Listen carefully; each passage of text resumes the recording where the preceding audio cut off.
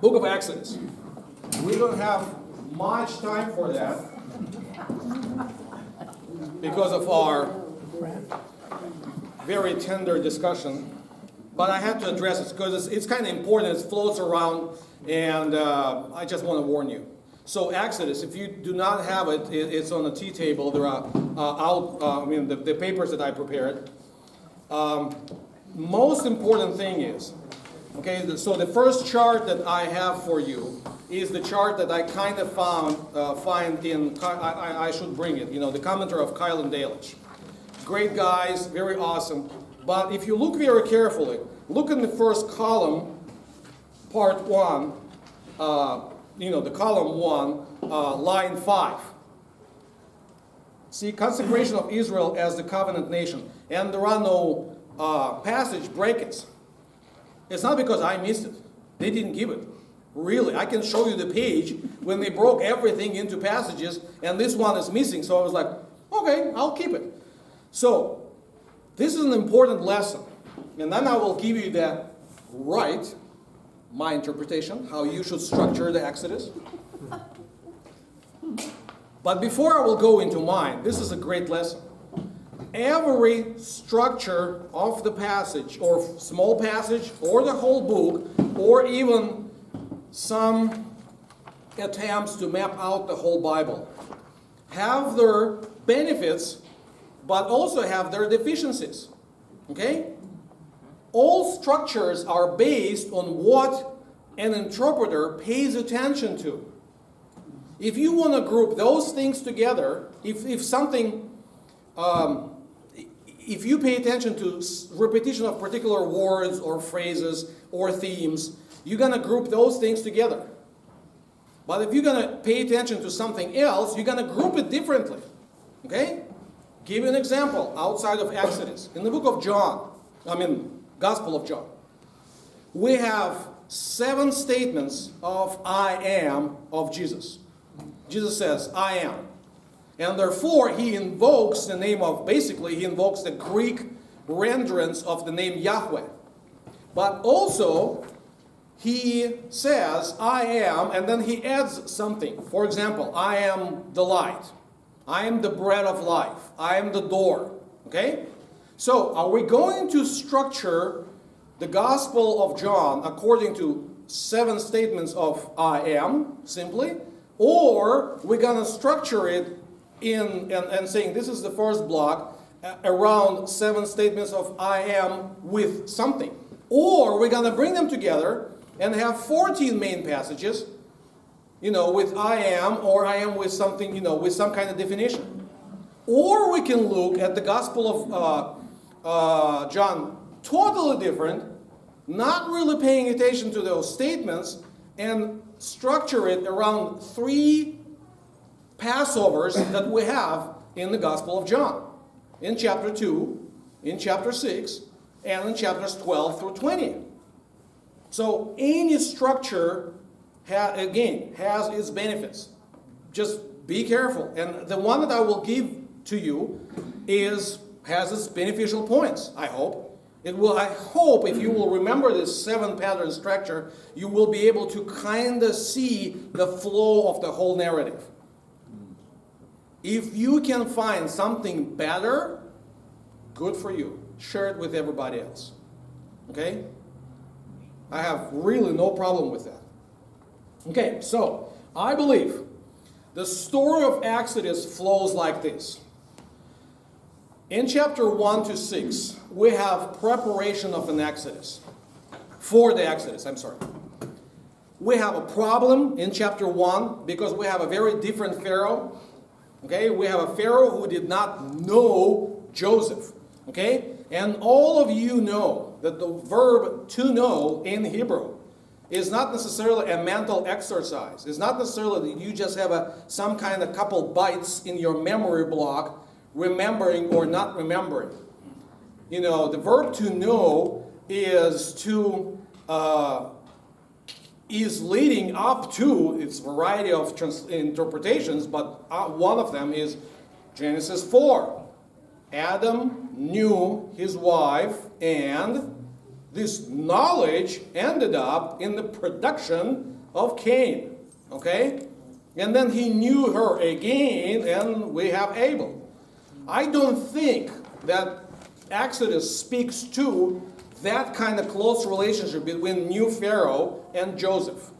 What I believe is he did not acknowledge Joseph as the leader or his heritage that he left to Egypt. He did not acknowledge that as somewhat important. And therefore, he did not acknowledge God. Okay, so we have 1 through 6. So in chapter 1, we have a problem. In chapter 2, we have Moses who is stepping up by himself and makes an attempt to lead the first Exodus. But the problem with that is his own people did not take him as a leader. Who set you up to judge again, between us? So he runs away, and he spends 40 years in the wilderness by himself. Okay? And when he was almost done, remembering those guys, those jerks who rejected him, God shows up and said, "Do you remember those guys that you left in Egypt?" He said, "Yeah, no. Let's say no for now. Okay? Regardless of that, you going back?" "No, please." And then he comes up with 3 excuses. And the first one is God answers that response, and then the second one, God answers. But then he comes up with a real excuse. I am not the person. I have a speech impediment usually, something like that. No. What he says in Hebrew, I am not the man of words. It's very funny. I am not man of dvarim. So davar is word, and im is a plural. Dvarim. That's the title for the 5th book, the Deuteronomy. So what is Deuteronomy? Is one big sermon of Moses. Okay? So through another 40 years of wilderness, he was able to master the words. And he delivers the sermon. Okay? So then he comes back, and they prep, and they show up initially. They show up at the Pharaoh's court. There is a story that magicians in the court of Egyptian Pharaoh throw their staffs, and Aaron throws his staff, and the staff of Aaron eats up those guys. Usually the word that describes what staffs turned into, usually it is presented as snakes. And everybody, "Oh, yeah, Genesis 3. No, wrong translation. That word means crocodiles. Okay? Seriously, it means crocodiles. And there is a reason. It's not the staff of Moses. It's the staff of Aaron. Okay? Bless you. Bless you. In the story of initial problem of Egypt, were the babies had to be thrown into Nile. Okay? Crocodile goes and represents the power of the Nile. What would be the first? We will be there in a second. We have 9 plagues, and I will explain you why it's 9, why it's not 10. What's the first plague is against? Nile was turned into blood. Okay? So it's a power of that local deity, because they treated Nile as a deity. Okay? But the power of deity behind Aaron is greater. That's why Aaron's crocodile eats up those guys. Okay? So if you want to fight on that level, fine. But he's still tougher than anything else. Amen. So now we have a second part. The second part is 9 plagues, and it goes from 7 to, I believe, 11, right? Yes, right. 7, 11. Easy to remember. Okay, why it's 9? Because the last one that usually attached to that, which is the death of the firstborns, is an addition. Okay? Not in addition to the Bible. But if you open chapter 12, then God says, and the Lord said to Moses and Aaron, this month will be for you the beginning of the month. It shall be the first month. And tell all the congregation. So, all the problem, I'm sorry. I'm sorry. I messed up. It's not 7-11. It should be corrected. It should be 10. Because in the 11th, Lord says to Moses, yet one more plague I will bring upon Pharaoh. So there is a group of 9, and there will be something else. So we can group it with others, but ideally not. And what happens with it during those 9 plagues is, I need to correct myself. See, it's cool to teach. Sometimes you learn.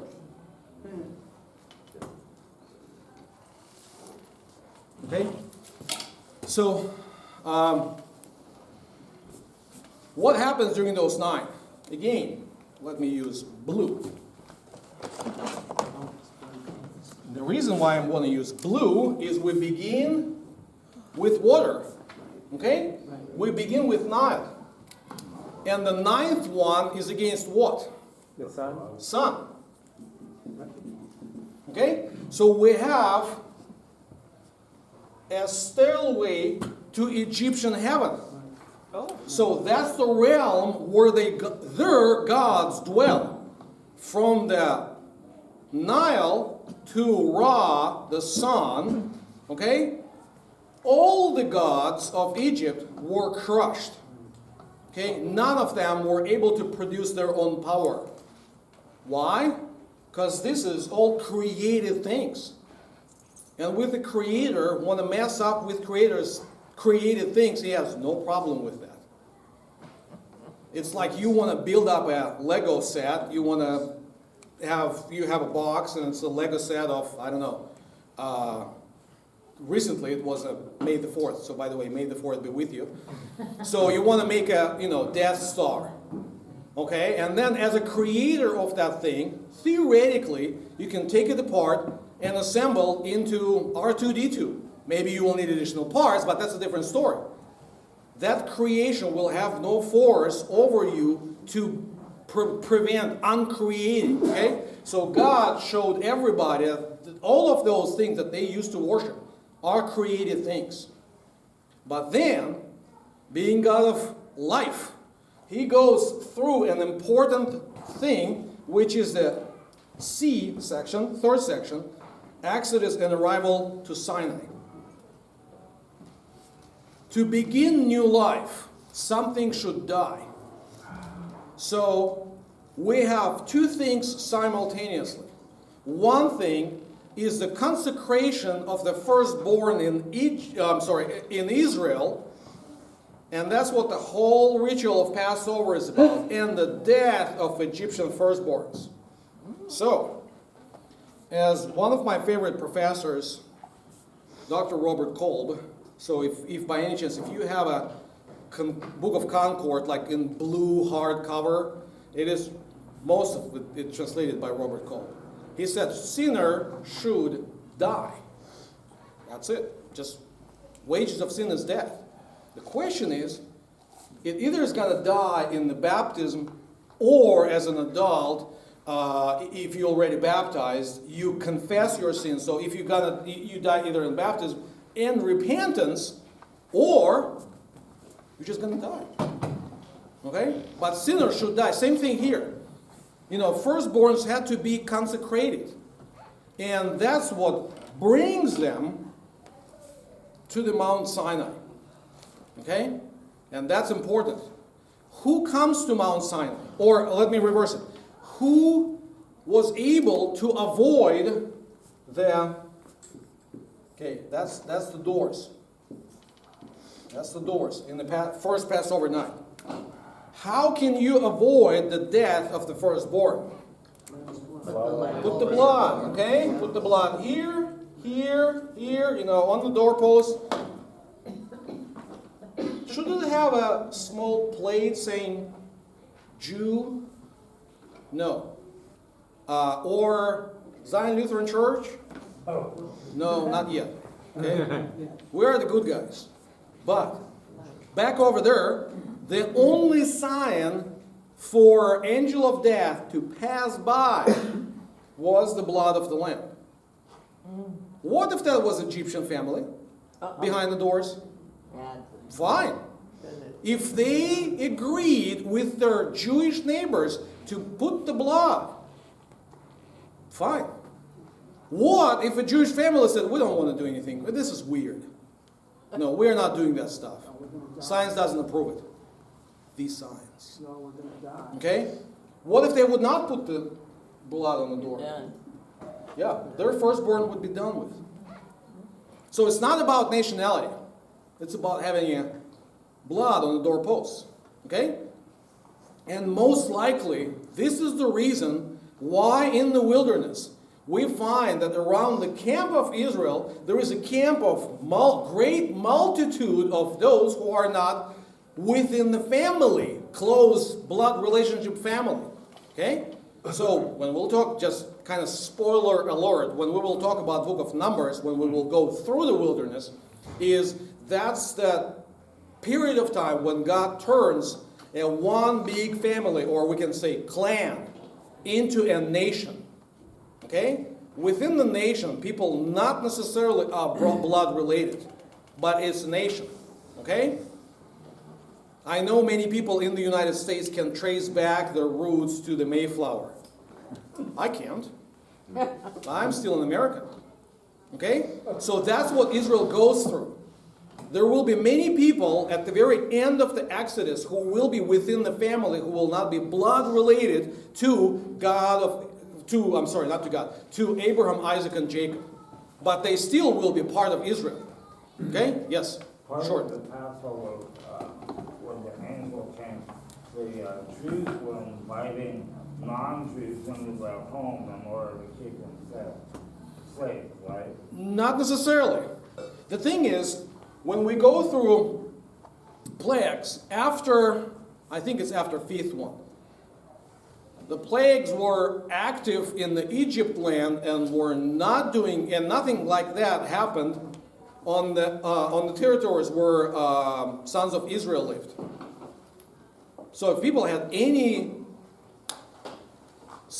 part of brain working, they were like, that's weird. Why? And they would begin to look to those guys, begin to talk to those guys, and then begin. So you do not need to be in the Jewish house. That's the whole point. You need to be in the house whose doorposts are covered with the blood of the Lamb. Period. Okay? So from 11 to 18, we are traveling to Sinai. We have a crossing of the Red Sea. We sing the song. We have a first manna. We have first water. We have a first fight with Amalekites. Actually, Amalekites are our relatives. If you want to make sure it's true, go back to Genesis 25. It is descendants of Abraham from his final wife. Okay? So we are somewhat related. And we don't kill them all. We just win over. We're victorious. And they are on the way to Egypt. And we are on our way out of Egypt. Okay? And then we come, and a Gentile comes and gives us an advice. The father-in-law of Moses comes and says, when he observed what Moses was doing, and Moses was sitting on his kind of throne, high chair, and people will be lined up, and come to Moses with all of their problems, and says, I lent her speaking of the May tea party for LWML, I lent them my China. Our family gave to that family, China, and their kid broke the handle on one of the cups. So make them pay us back. And Moses says, okay, pay back, and, here's the value of the tea set, and plus, 1/5, 20%. And by the time, the line was huge, and by the time they would go back, something else happened. So they just go basically to the end of the line. And it's like, so his father-in-law observed it and says, like, you're going to kill yourself, and you're going to make all the people mad. So he breaks them down, but he doesn't break them down into families only. You know, we have 12 tribes. Okay? He could have tell them tribes only. But he tells them that there is a tribe, there is a tribal thing. They need to break tribes into 1,000 people units, then into 100 people units, into 50 people units, and into 10 people units. Now the question for you. What kind of society is breaking down into thousands, hundreds, fifties, and tens? Roman army. Army. Okay? So he builds, by that suggestion, he turns Israel into a spiritual army. And this is a great thing, we need to remember that. That Israel is on the march of their spiritual warfare. And they are going to win. So now we have the covenant itself. We have chapter 19 tells us of preparation. Then we have 10 commandments in chapter 20. Then we have additional laws, or like a first case study book. Okay? You know better than me, and especially we have at least one person who knows better. You know, when you go to the lawyer's office, there are huge books on the wall. And I would always think it's like, have you read all of that? No, not necessarily. But it's like different cases, you know, and different rules and regulations. Okay? And that's what we have in chapters 21 to 23. And then in 24, Moses goes up with elders, those that were arranged here, and has a fellowship with God and eats and drinks with God. So does it remind you anything? We prepare ourselves by confession and absolution. Then we hear the word. Then we eat with God. Okay? Sounds familiar? Yeah. It's a normal worship service when we have communion.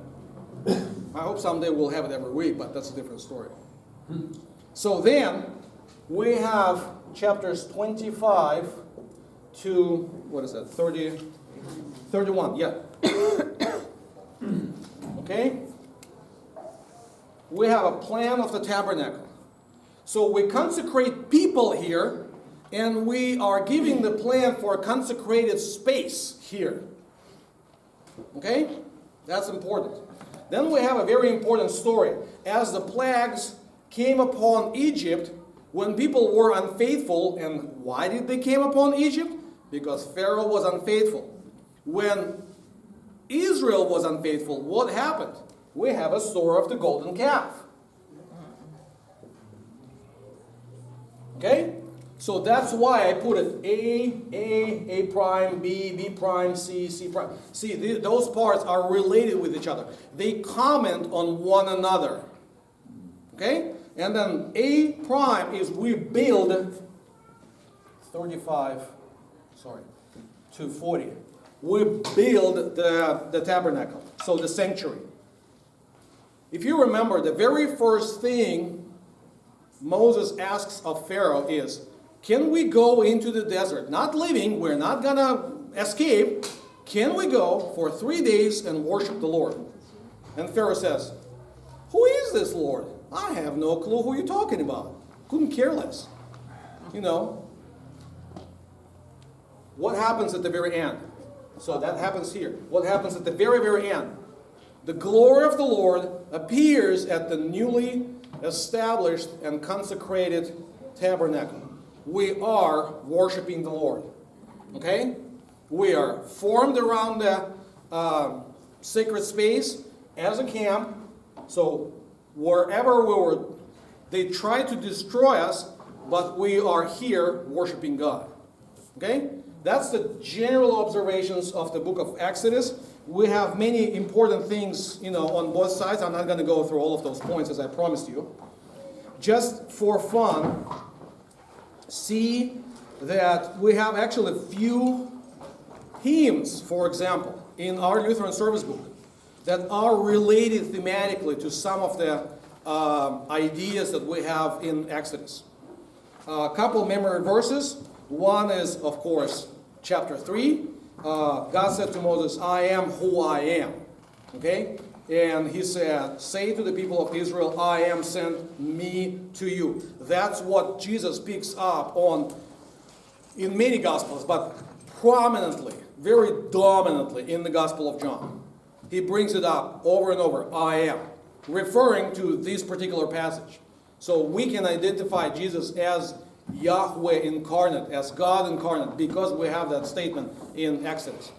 And then 11th verse from chapter 15, it's a part of the song by the sea, where Moses sings, who is like you, O Lord, among the gods? Who is like majestic in holiness, awesome in glorious deeds, and doing wonders? Okay, and the answer is Lord. Okay, so there is none like him.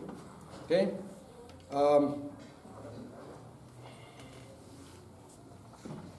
Kind of done. Questions and comments?